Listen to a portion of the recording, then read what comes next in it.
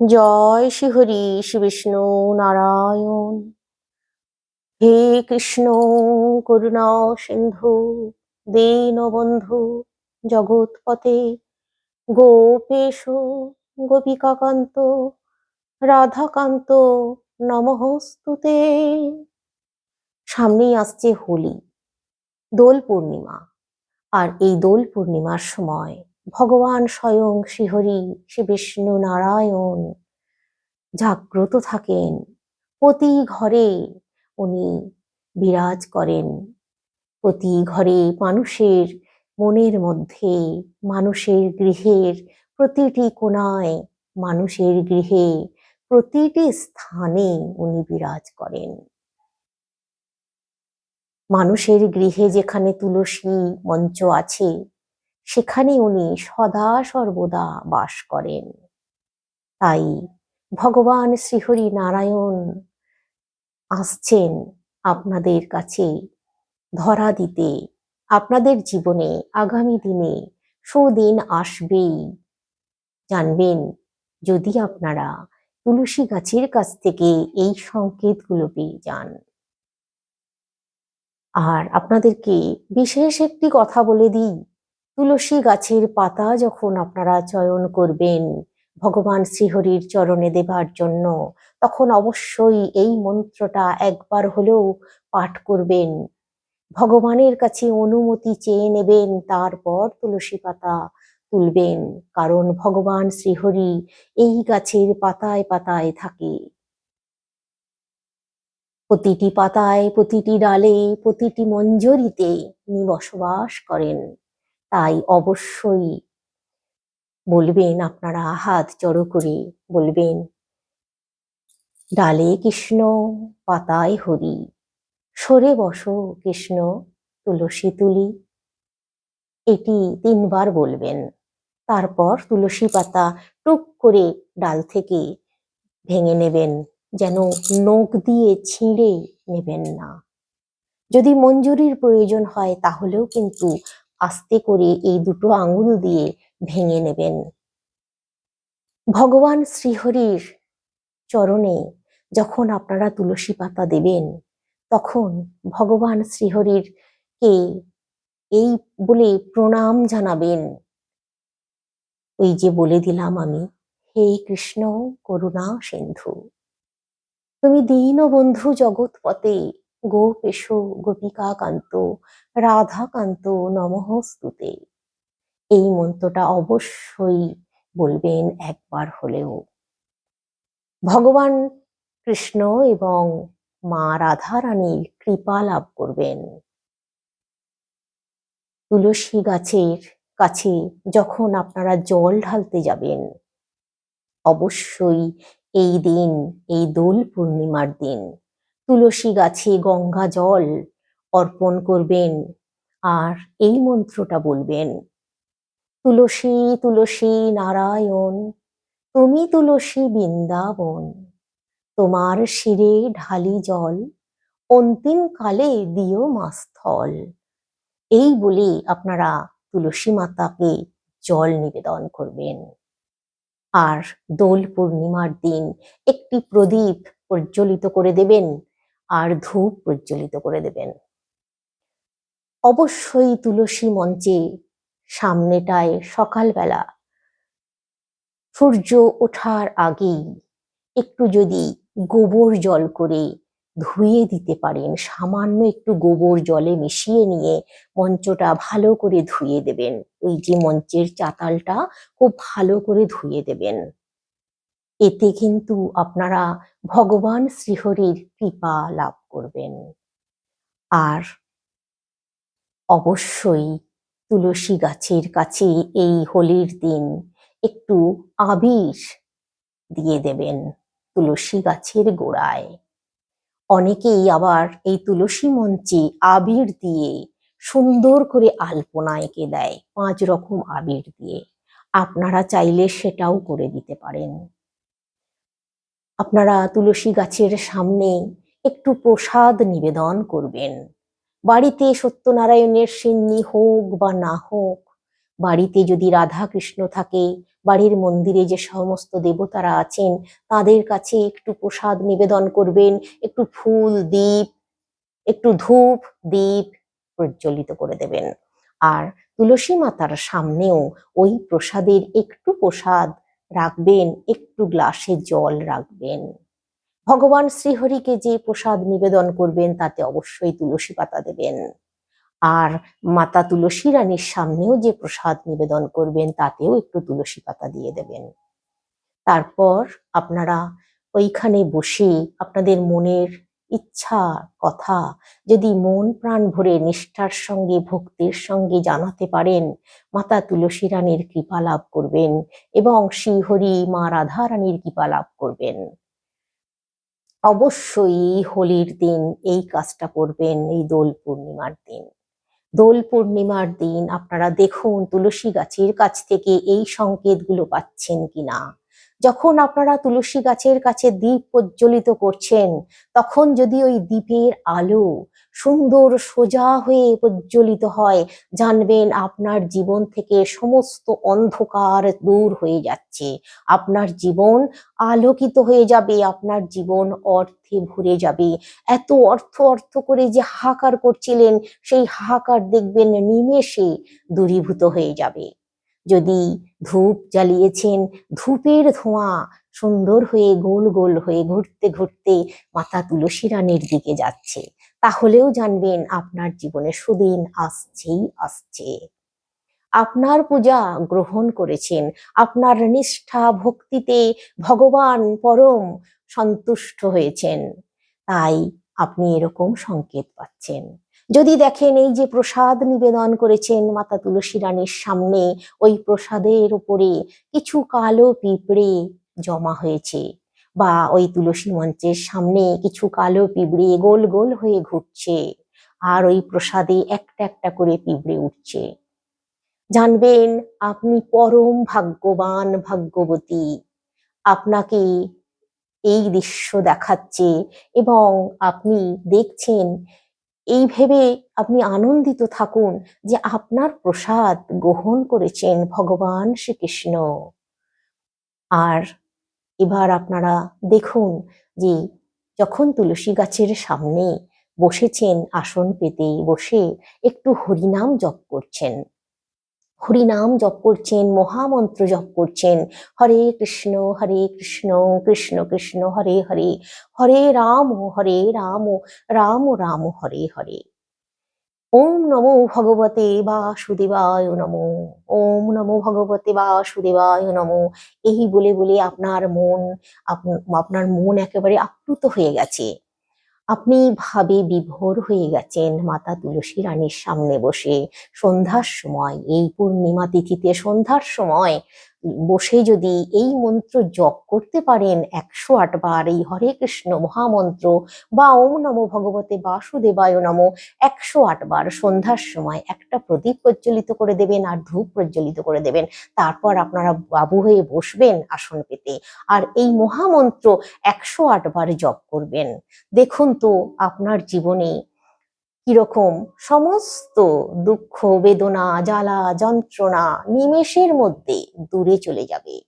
আপনি রোগ ভোগে যে কষ্ট পাচ্ছিলেন সেই সমস্ত রোগ ভোগও আপনার দেহ থেকে বিদায় নেবে, আপনার পরিবার থেকে অর্থ কষ্ট বিদায় নেবে।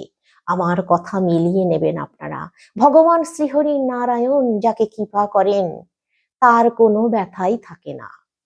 তাই বলছি আপনাদেরকে, এই দোল পূর্ণিমার দিন অবশ্যই আপনার গৃহের ঠাকুর দেবতাদের অবশ্যই পুজো করবেন যেরকম নিত্য পূজা অর্চনা করেন, কিন্তু তুলসী গাছের কাছে অবশ্যই একটু পুজো অর্চনা করবেন আর শঙ্খধ্বনি করবেন। মাতা তুলসী রানী শঙ্খের ধ্বনিতে ভীষণ খুশি হবেন।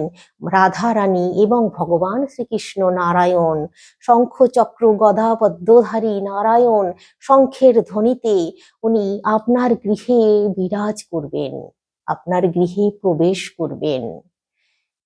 আপনারা দেখুন আরো কিছু সংকেতের কথা বলে দিচ্ছি, সেই সংকেতগুলো যদি দেখতে পান। মনে করুন তুলসী গাছের কাছে আপনি পুজো করছেন এই দোল পূর্ণিমার দিন, আর দেখছেন তুলসী গাছের পাশেই দুটো কি তিনটে টিকটিকি বা একটা টিকটিকি ওই প্রসাদের কাছে ঘুরছে বা ওইখানেই তুলসী মঞ্চের আশেপাশে ঘুরছে, আপনি বসে আছেন তা সত্ত্বেও সে সরে যাচ্ছে না, দূরে চলে যাচ্ছে না, ওইখানেই ঘুরছে, ওইখানেই আছে, আপনি সদাই দেখছেন সেটা।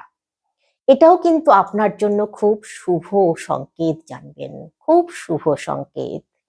এবার বলি, তুলসী গাছে যখন পুজো করছেন তখন যদি দেখেন তুলসী গাছের ওপরে, তুলসী গাছের মঞ্জরিতে কোনো ছোট প্রজাপতি উড়তে উড়তে এসে ঝুপ করে বসে পড়লো, এটাও কিন্তু খুব ভালো সংকেত, জানবেন আপনার জন্য।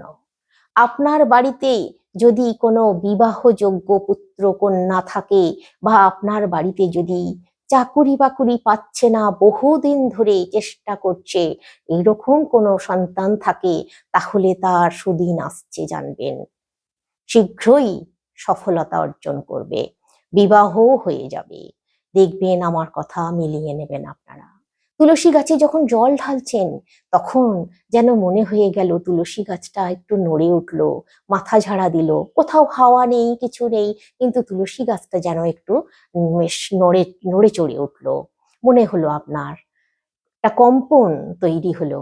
এই যে কম্পন মানুষের হৃদয়ে, এই কম্পন, এই আলোড়ন, এটাই আধ্যাত্মিক ভাব, জানবেন। আপনার মনে ভগবান শ্রীহরির স্থান সদা সর্বদা আছে, তাই আপনি এই রকম অনুভব করছেন, এই রকম অনুভূতি আপনার মধ্যে হচ্ছে। আপনার কোনো চিন্তার কারণ নেই, ভগবান শ্রীহরি সদাই আছেন আপনার হৃদয়ে, আপনার আশেপাশে, সকল বিপদ থেকে উনি রক্ষা করবেন আপনাকে, এটা আপনি মিলিয়ে নেবেন আমার কথা। এবার বলি আরো কিছু সংকেতের কথা। মনে করুন তুলসী গাছের কাছে আপনি খুব পরিষ্কার পরিচ্ছন্ন রেখেছেন, খুব সুন্দর পরিষ্কার পরিচ্ছন্ন রেখেছেন, প্রতিদিন নিত্য সেবা করেন। এবার দেখলেন যে তুলসী গাছের ঠিক পাশেই কিছু দুর্বা ঘাস হয়েছে, বা কোনো তুলসী গাছের চারা জন্মেছে, এটাও কিন্তু খুব শুভ, জানবেন।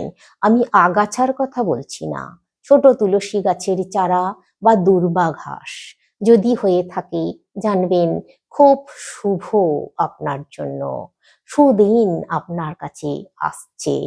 আগামী দিনে আপনি মাথা উঁচু করে সমাজে সুন্দরভাবে আর্থিক উন্নতিও করতে পারবেন। এবার বলি আর একটি সংকেতের কথা। তুলসী গাছ আপনি দেখলেন যে শ্বেত তুলসী লাগিয়েছিলেন, কিন্তু এই শ্বেত তুলসী দেখলেন ঠিক এই পূর্ণিমার সময়তেই কিছু পাতা কালচে হয়ে গেছে, একটু বেগুনি হয়ে গেছে, পাতাগুলো সতেজ কিন্তু একটু বেগুনি রং ধরেছে বা একটু কালচে রং ধরেছে, এটা কিন্তু অত্যন্ত শুভ, জানবেন, খুব শুভ। ওই যে বললাম, ভগবান শ্রীহরি শ্রীকৃষ্ণ নারায়ণ আপনার গৃহের কোনায় কোনায়, আপনার মন্দিরে উনি বিরাজ করছেন, তাই আপনাকে উনি এই ইঙ্গিত দিচ্ছেন, আপনি যে কাজের সিদ্ধান্ত নিতে পারছিলেন না, অবশ্যই সেই কাজের সিদ্ধান্ত নিয়ে নিন, আর ঝটপট কাজের মধ্যে ডুবে যান। যে কাজ করছেন সেই কাজ খুব সুন্দরভাবে করে যান, আপনি একজন তৈরি হয়ে যাবেন, বিশাল ধনীও হয়ে যাবেন।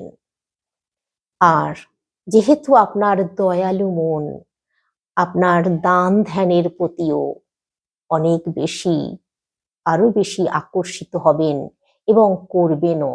আপনার মনের ইচ্ছা যে আমি একটু দান ধ্যান করব, সেটাও কিন্তু আপনার পূরণ হয়ে যাবে।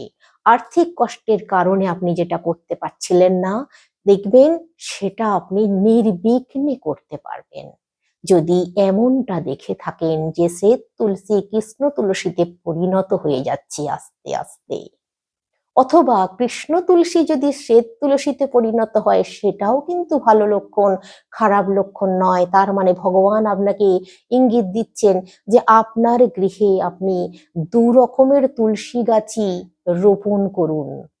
তাই সকলেরই কিন্তু উচিত দু রকমের তুলসী গাছ রোপণ করা। তুলসী গাছ 5 রকমের হয়।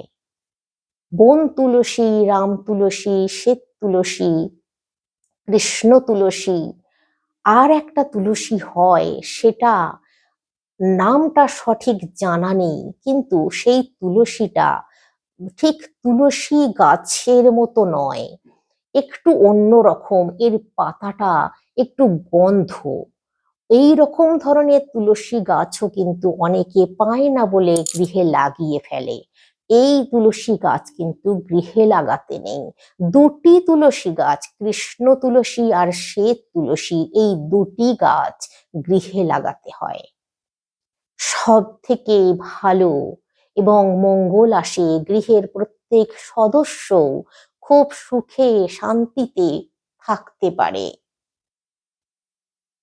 আপনাদেরকে তাই বলছি, দুটো তুলসী গাছ অবশ্যই লাগাবেন। যদি কখনো দেখেন যে শ্বেত তুলসী গাছ কৃষ্ণ তুলসী গাছে মানে কৃষ্ণ তুলসী গাছ শ্বেত তুলসী গাছে পরিণত হয়েছে, আপনারা হয়তো অনেকেই বাড়িতে কৃষ্ণ তুলসী রেখেছেন, শ্বেত তুলসী রাখেননি, কিন্তু জানেন তো, প্রত্যেককেই তাই আমি বলে দিচ্ছি, অনেকেই জানেন অনেকেই জানেন না, শ্বেত তুলসী এবং কৃষ্ণ তুলসী দুটো গাছ রাখতে হয়। যে তুলসী গাছের পাতা এরকম বড় বড়, ওই তুলসী গাছ কিন্তু রাখতে নেই। ছোট ছোট পাতা, গুঁড়ো গুঁড়ো পাতা, মঞ্জরি হয়। আর এই রকম তুলসী গাছ, সেটা শ্বেত তুলসী হোক আর কৃষ্ণ তুলসী হোক, এই রকম তুলসী গাছই গৃহে রাখতে হয়। এই কথাটাও কিন্তু মনে রাখুন। যদি আপনারা এই পূর্ণিমার দিন আপনাদের গৃহে যদি তুলসী গাছ না থাকে, তাহলে অবশ্যই এই দোল পূর্ণিমার দিন এই দুটি তুলসী গাছ আপনাদের গৃহে তুলসী মঞ্চ একটা তৈরি করুন এবং সেখানে স্থাপন করুন। টবেও রাখতে পারেন, দুটো তুলসী গাছ একটা টবেই রাখুন। রেখে আপনারা যদি এই দিনেই প্রতিষ্ঠা করতে পারেন, পুজো অর্চনা করতে পারেন, তাহলে ভগবান শ্রীহরি নারায়ণের কৃপায় ধন্য হয়ে যাবেন। আমি এতটাই আপনাদেরকে জোর দিয়ে বললাম, আপনারা মিলিয়ে নেবেন আমার কথা। আজকে আসছি, সকলে সুস্থ থাকুন, ভালো থাকুন, শ্রীহরি শ্রী বিষ্ণু নারায়ণের কৃপায়। আজকে একবার হলেও কমেন্টে লিখুন জয় শ্রীকৃষ্ণ, রাধে রাধে।